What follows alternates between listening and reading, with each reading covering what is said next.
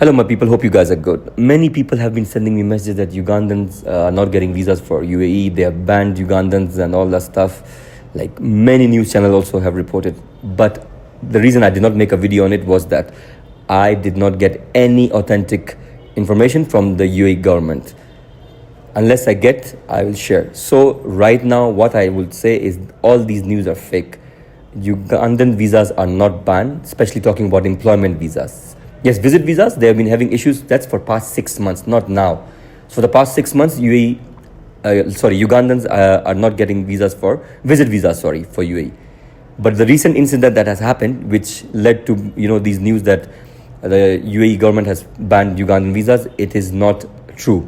These are all fake news. Ugandans are still getting employment visas. And let me tell you also this: if somebody wants to ban you or block you, like for example, somebody wants to block you on WhatsApp. If I want to block you on WhatsApp, I'll not tell you that I'm going to block you after 3 months. I'll just block you right now. So I hope you understand, if you're wise, what I said. So blocking someone or banning someone, that is done there and then, not giving information first. So don't believe all these news. I hope you got the point. So please share this video with your friends also and share this information.